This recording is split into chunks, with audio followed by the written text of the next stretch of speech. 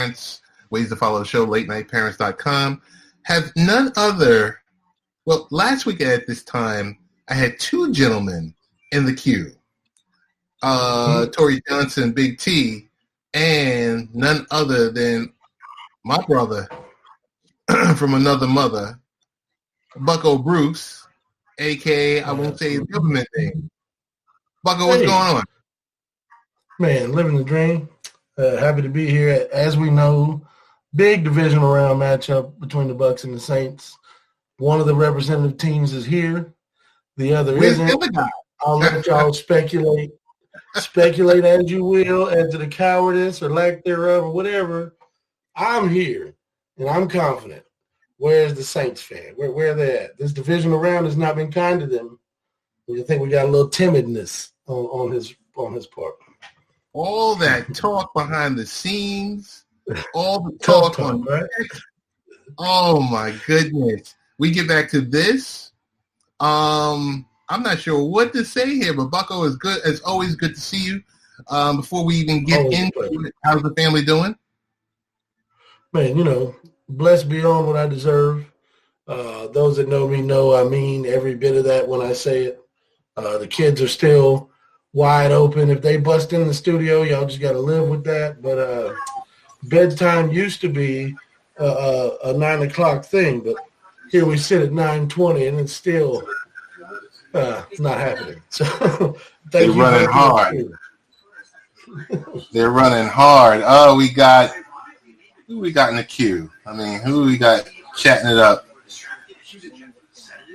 We got Peter from the Haps team. Peter from the community side. I got it. I must tell you, Haps does a great job as always. I'm a fan of the format. You guys actually. I'm a huge fan of the format. Got to tell you, big shout out to Bannerman. Bannerman is also in the building.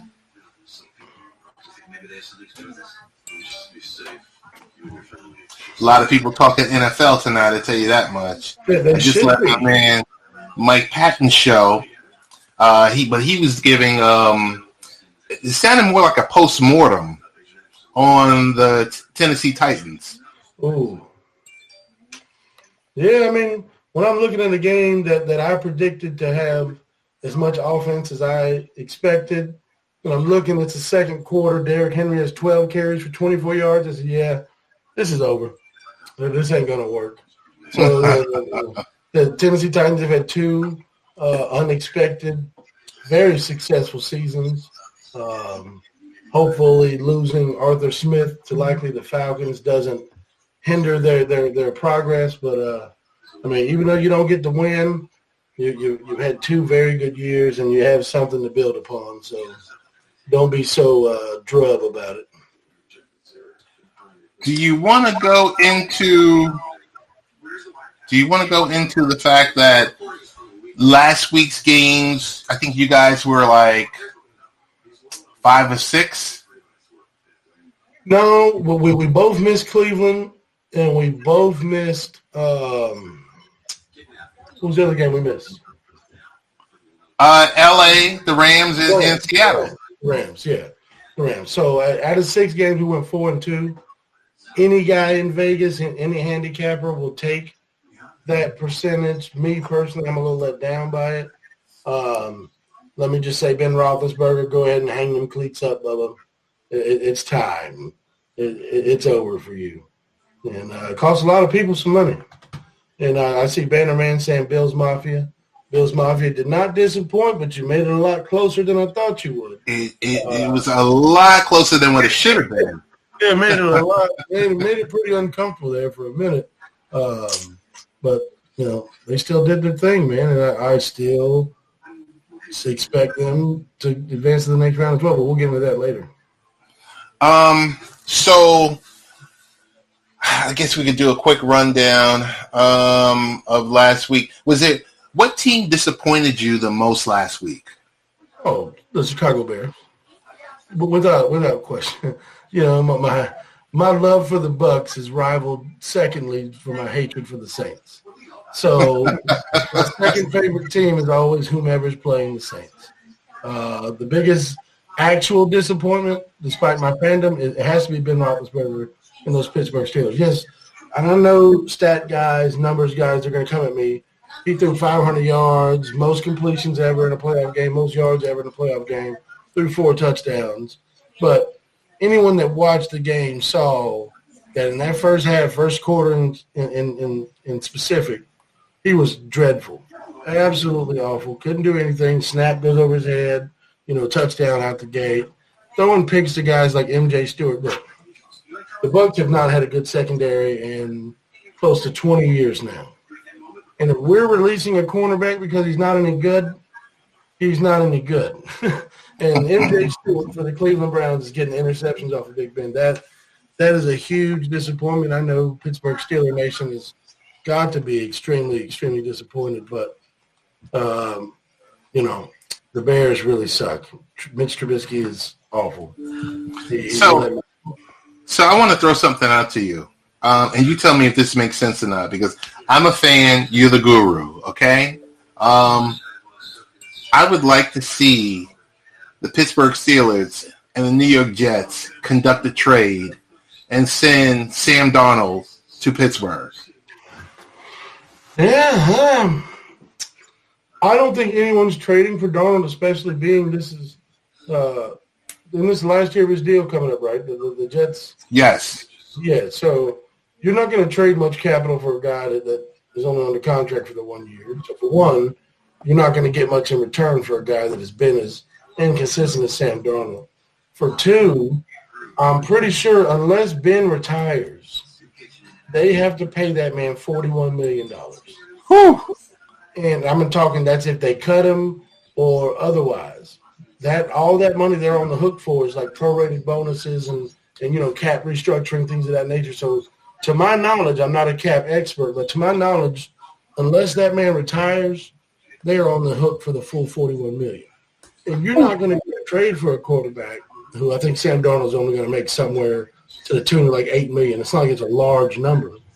But you're not going to have $50 million tied up at one position, especially when you have – obviously they have deficiencies. They can't run the ball. Worth a damn. That's been shown all year, and especially in that playoff game. Outside of rushing the passer well, they really don't do much else very good on defense.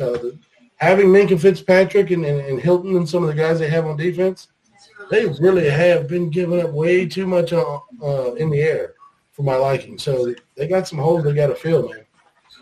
And trading for Sam Darnold, I don't deem that a wise decision unless Ben Roethlisberger retires. Then they can get some cap relief in that regard. So if you're saying hypothetically, retire, and you can get Darnold for say a second round pick, absolutely, you can go over that. Or even Carson Wentz is unhappy there in Philly. There's another guy. I've never been sold on Wentz. Me neither. Because I haven't actually seen him do anything. Well, that 1 year in 2018, he was on a miraculous run. I think he had 28 touchdowns versus 2 picks. Then he got hurt. Running a touchdown in. He was on pace to be the league MVP, to set records at that position. But outside of that 1 year, and I think it has to do with a statue erected of his backup quarterback instead of him, I think it mentally skewed the kid because he's got the talent, man. I mean, he won national titles at North Dakota State. He came in out the gate, the whole button the tie up, business as usual type stuff. I liked his swagger. I liked his confidence. After that knee injury and after Nick Foles won the Super Bowl, it seems like his confidence just went in the toilet. And obviously he didn't have the support of his coaching staff, given the turmoil that happened to end this season, and henceforth Doug Peterson getting fired. But I think there's a couple of guys that would take on Carson Wentz, more specifically these Indianapolis Colts that just lost. They got a little bit of cap money to deal with. Phillip Rivers is retiring. Jacoby Brissett's contract, I think, is up. Why not? Do they have the ability to pay Carson Wentz a salary? Give a couple of mid-round picks and go get Wentz out of Philly, and Carson Wentz and company, Indy could be a very good team again. So there are some options out there, man. It's just – well, we can get into that when the season's over. I know typically this time of year, as a Buck fan, I'm talking off-season stuff already. But damn it, Teddy, I'm still talking playoff football. All right, let's talk a little playoff football. Let's run it through. Wait, but before we talk playoff football, help me out. I hear about this guy every other year. He's retiring. He has medical issues. He's going to the booth. He's doing this. Urban Meyer going to the Jags. Are you a fan of Urban Meyer or not? No. Plain and simple.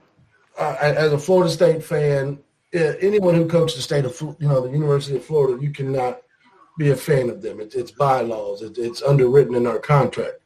Do I respect the man? Absolutely. The guy, he took Bowling Green to a bowl game. He goes to Utah, had them undefeated, made Alex Smith the number one pick, won a BCS bowl game with them, goes to Florida.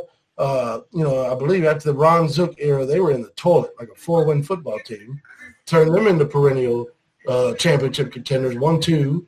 Then he, all of a sudden, Tebow, Hernandez, all those guys are gone. He's like, all of a sudden I have heart problems. I think the dude is a shyster. I think he's shady, but I also think he's very smart. And I think there is no better person to build a winner. Now, if you want longevity, if you want like a 10, 12-year run out of this guy, you're not going to get it.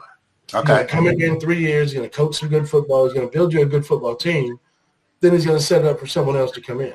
Okay. So for Jacksonville, I think it's the perfect setup. Now, do I like the guy as a man? No. But I respect him as a football coach and a talent evaluator. And for a team that has 11 draft picks and a guy that can handle multiple personalities, that old joke, they had a racist, a murderer, and a preacher walking into a bar. And he was able to handle all of those personalities there and win championships. So I think the dynamic of the turnover that they're going to have, he can, be a good candidate there to get that program going in the right direction. But I wouldn't expect more than 3 years out of him. All right, let's jump into this. L.A. at Green Bay. I didn't see L.A. advancing last week. No. I mean, is this going to be a total beatdown? What's your take on this, Bucko? Total beatdown, no, because what the season has shown us and what last week showed us, that defense is formidable. They are playoff caliber. Now, I know Donald got banged up, and when he did try to come back in, he was not effective at all. So I still take 80% Aaron Donald over damn near every defensive player in the league. So I'm not worried per se about the defense, but one thing we've seen out of Aaron Rodgers and these Green Bay Packers is they can be dynamic. They can be game plan specific and mix up their offense. If they can, unlike what Seattle did, if they can be patient, stick to the short game, stick to the screen game, take the underneath stuff, take what they give you, yeah, I think they can beat the Rams easy because I am not worried about Jared Goff at all. Jared Goff was, 40% completion. They ran the ball for, I think, 70 yards total. Their offense is not going to move the needle. But if they can confuse and mess up Aaron the way they did Russell Wilson, that was the worst game I've ever seen Russell Wilson play, Ted. We were really high on this kid since he got drafted in the third round. We were really high on him way back then, and this is the worst game I've ever seen him play. So you have to say that Rams defense did that to him. So we've seen Aaron Rodgers when he plays tough defenses. We've seen him, kind of fold a bit, especially in the playoffs here. You got Jalen Ramsey locking up Devontae Adams, and then you got who else are you relying on at wide receiver? Are you relying on Marquez Valdez-Scantling? I'm not. Alan Lazard has shown he's a tough guy, but he's not really a matchup problem. It's really going to come down to a screen game with Aaron Jones, Robert Tonyan in the seam against those linebackers. That is the matchup. I think the Packers win, but after what I saw last Saturday, I am not surprised if this defense is good enough to beat them. Do they cover the spread? The number is what, 5.5? Yeah. I'm going to say no. I would take the points with the Rams, and I would bet the under. Heavy under on this game. Hey, I want to give a big. I think it's like 20-13 at the most. Okay. At the closest, like 17-13. You know what I mean? So it can go of the spread. I don't think they win by a touchdown. I think it's more of a field goal 4-point game because that Rams defense is playing at a high level. Want to give a big shout out to Banner Man. He's in the queue and he's talking about he has the Rams winning. Donald's a beast. He think LA wins, Tampa beats LA and Cali. We're getting a little ahead of ourselves. He said Tampa in the Super Bowl. If that happens, the game will be in Tampa, not in Cali. Okay. So, I like the way he's thinking. I like where he's headed at. But, for clarity, that would be a home game for us and then a home game in the Super Bowl. So that would be my ideal scenario. But not likely, I think. He states also Packers' only home field advantage is the cold weather. Yeah, I mean, dude, the majority of their team is not from there. Jared Goff, Southern California kid. The majority of the guys they have are, of Southern nature. But, dude, this is playoff football. I don't care if it's 12 degrees or 112. The intensity is going to be brought. From what I read on the initial weather report, there's no expectations of snow. It's just going to be cold. And, once that whistle blows, I promise you, those guys don't feel that cold on their skin. They're just trying to win their job, win their assignment. And I've never been a big proponent of that unless it's like rain or snow or absolute miserable conditions. Then I give somebody the edge. But there's no fans in the stands. Communication is not going to be a problem. It's just, are you tough enough mentally and physically to handle the cold? And I have no doubt that these professionals are going to be fully prepared for that. Next game is the Ravens at the Bills. Mm-hmm. We got Bills Mafia. I want to, before you get started, I stand corrected. I said I was sitting here saying last week, Democratic governor, no fans in the stadium. Totally wrong. I blew that one. But it's like it kind of goes against conventional wisdom. If you look around, only Republican governors are for the most part having fans in the stands. I mean, even some with Republican governors, the Saints are, Louisiana, very red state. They're not allowing any, to my knowledge. But I read a press clipping right before we did the show last week, and it said that they were pushing for allowing up to 6,000 fans. And I said to you guys that, so I'm pretty sure we're going to have like 6,000 fans there. Right. And y'all dismissed me on that, made me think I was wrong. No, the only reason I dismissed you because King Cuomo comes out every week and tells you how it's going to be. Yeah. Hey, man. If that guy was as important as he thought he was, I think we'd be in trouble. But needless to say, it was one hell of a football game last week. Those fans deserve it. They do. That I can imagine. Great game to watch. Very, very entertaining first game of the year as far as the playoffs. I enjoyed every minute of it. I think the Bills got jobbed on that fumble call at the end of it, but it didn't matter because they didn't score anyway. But much closer than what it needed to be, Bucko. It did. And this week coming up, they're talking about snow in Buffalo. And typically, if you have a power run game, like let's say you're the Tennessee Titans and you're running what they like to run, a snow game is perfect for you. What the Ravens run with a lot of quick motion, RPOs, quick cutbacks, counter, that speed and those quick cuts are negated in a snowy, wet field. So I actually think this weather gives the Bills a chance. It slows the run game down just a little bit because we know that the Bills' run game is the weakness of their defense. Their secondary lights out, very good, can play with anybody. Baltimore, we're not really looking for Baltimore to beat anyone in the air game, but if Buffalo can score on that defense the way they're capable of scoring, and you make Lamar have to pass in this terrible 20-some-odd degree snowy weather, it's going to be a damn blowout. It's not even going to be close. But, if I give an initial prediction on this game, I'm going to say somewhere 27-20 Buffalo, somewhere in that range. Wow. Okay. I thought you were going to give a little bit wider. I could see like maybe 34-23 or. I would love to because of the way they score. But when I watched that defense do what they did to Derrick Henry and Ryan Tannehill and company, that defense came to play. Gotcha. They came to play, and I doubt very seriously they play lesser this week. They're going to probably play even harder. They're playing back-to-back weeks, the two top-scoring offenses in the whole NFL. So if my understanding of watching Baltimore's defense play, you're going to see a closer game, a touchdown game. And if someone gets in the 30s, I will be surprised, especially in that weather. We got Jerry Miller chiming in. Jerry, thanks for joining this session. Jerry says Bills 35-17. Yeah, and that's what on a sunny day in September, right? You put the two teams together. Yeah, it's a track meet, and I don't think Baltimore can keep up with the way Buffalo scores. But again, Buffalo's defense last week against Tennessee, and then this last 3 weeks of Baltimore's defense with that have to win to get in mentality they've been playing with, they have looked every bit the form of the defense we thought they'd be.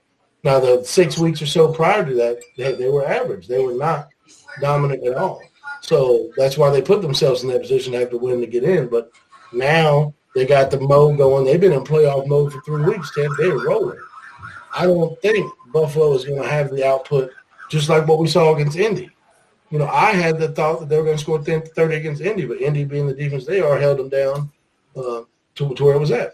So I'm thinking the same amount of points scored for Buffalo, but I'm giving the nod to Buffalo's defense that they hold the Ravens to only 20. Okay. And I'm probably wrong. I'm going to say the least competitive game this weekend is Cleveland at Kansas City. I'm probably going to be wrong. No, you're right. You're absolutely right. So Cleveland's playing with house money, brother. That they got a 10-win season.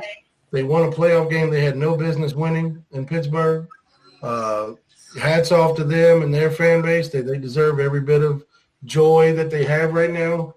But like Chase Claypool said the other day, it will be short-lived. Even though he's a sucker for that, they're going to get destroyed. They have no chance in this game.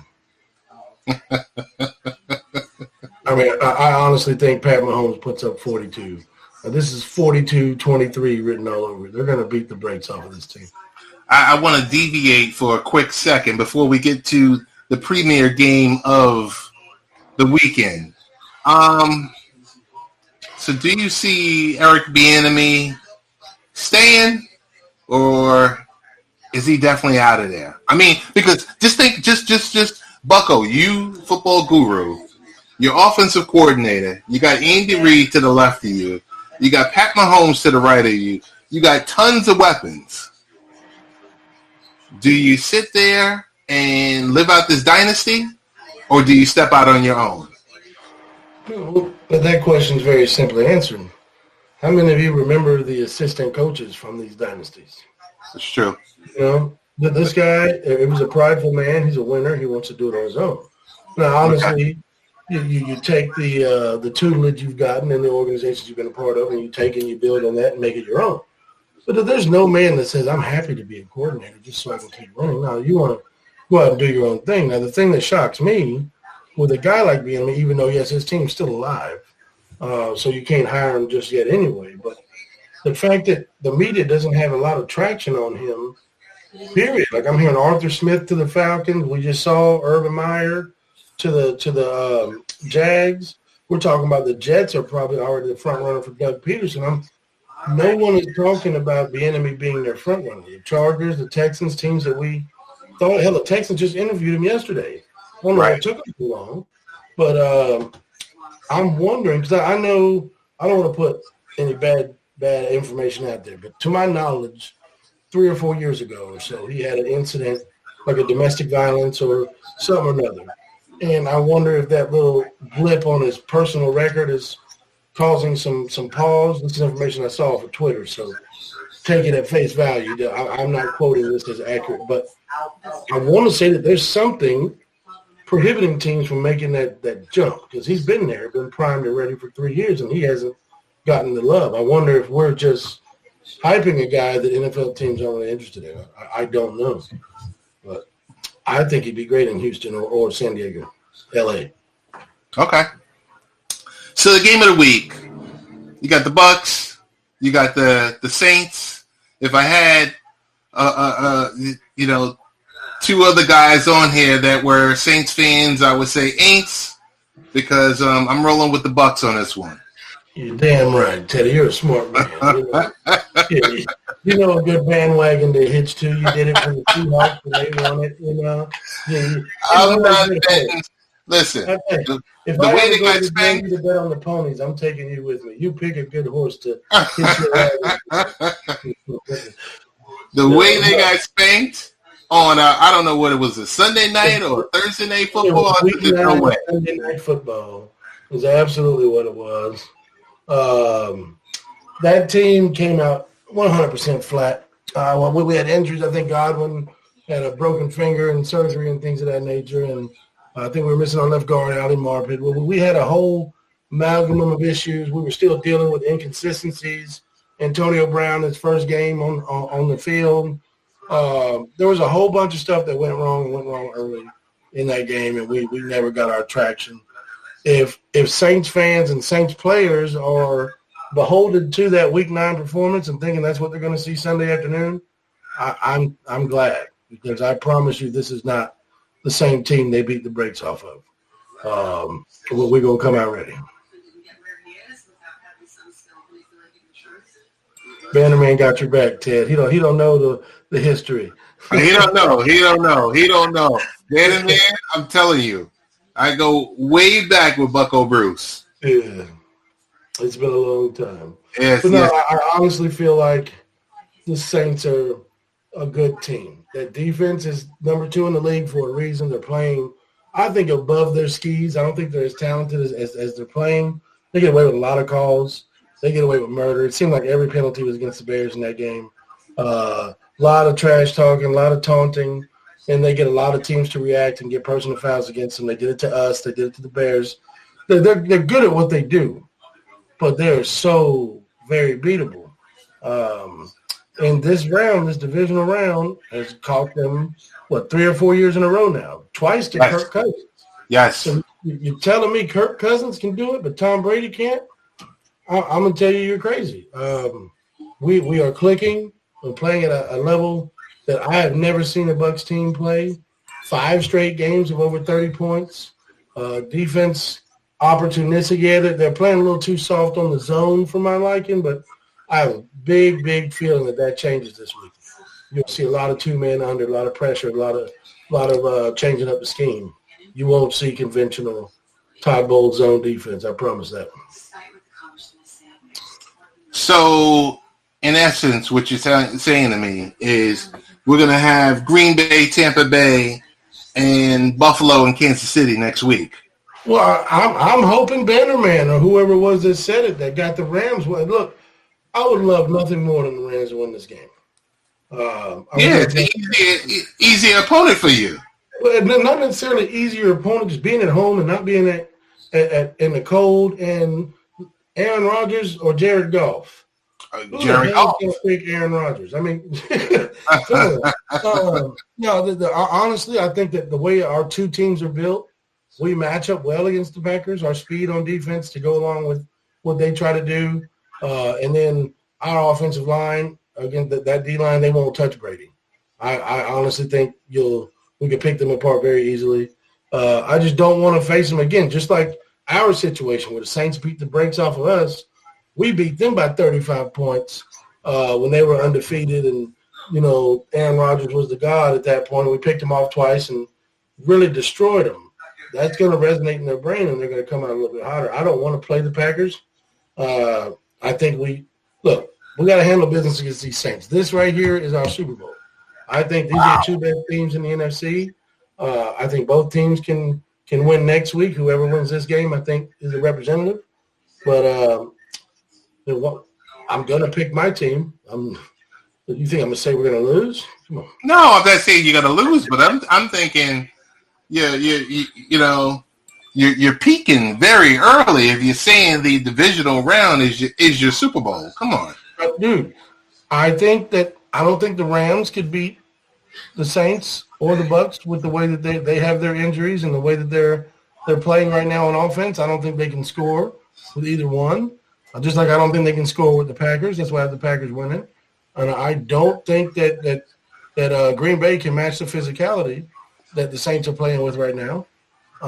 They're more of a finesse team, and I think the Saints will hit them in the mouth and kind of mess up what they're doing. So, yeah, honestly, I think that these are the two best teams in the NFC right now. Okay. All right. Listen, Bucko, we did this in just over 30 minutes. Just over. I think we would have did it under if I didn't ask you all those coaching-related questions. I'm really excited for this weekend. And I'm really excited to see if Big T shows up next week. Because if the Saints lay an egg, I think Big T is going to be one and done. You can guarantee if I'm correct and we beat him, which is what was going to happen, you won't see T for a couple of weeks. He's going to need the more. I'm accustomed to this. I'm used to this, but he actually thinks that we have no chance. And why he wouldn't come in here, I think he doesn't really believe that. That's all chess talk. He's nervous. The divisional round, they have laid an egg every single year. They're a regular season team only. Hell, they got an 80,000-yard passer. They have one title. They are a gross disappointment to NFL football. So I hope that we send Drew Brees to NBC. I'll pack his damn bags lovingly with bubble paper for him. I hate that guy. Oh, man. So, hey, for the people that are also in the room virtually, Bannerman and Deye, Jerry Miller, and there's a few other folks. No Bannerman. I didn't say Brady has no chance. Come on. I know you hate Brady, Ted. You have to. You know I hate Brady. I mean, a lifelong Jets fan. So, but you give him that many weapons around him. A lot of weapons. That's a lot of weapons, man. And the key to this game is the newest weapon. Antonio Brown, I think, is the key to the game. Yeah. I love Mike Evans. Lattimore does a really good job against him, and he's already hobbled with the knee already. So I really think Antonio Brown on their safeties and linebackers is really going to be where we win this game. Bucko, I want to thank you for coming through, getting this done, getting this in under 35 minutes. Want to thank all the people in the room. Also, Bucko, where can we find you? Find me on Twitter or Facebook at BuckoBruce83 all together. I curse a little bit more on Twitter than some people like, so take caution with that. But I'm very approachable. I'll debate anything. I love this stuff, man. That's what I do. Jerry Miller says, when are you on next? Whenever I want to be, whenever Ted has me on. I personally don't have my own program. Me and Tori are in the talks of having one of those created. I'd love to interact with any of you guys, and you guys got a show, and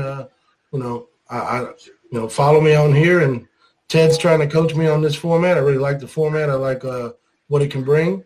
And really appreciate it. I appreciate you, Bucko, you and your family. I appreciate the HAPS community because you got good people on here like this. And we're gonna give it a shot. We'll give this a shot, and we'll see how far this takes us. But I'm really enjoying it. Absolutely, man. I appreciate you again. It's always a pleasure. This time next week, I'll be here. Next week, I'll be here, but I don't know if you'll have the other. So I'm booking you for next Thursday. God bless, man. Same, brother. Love you. All right. Love you, man.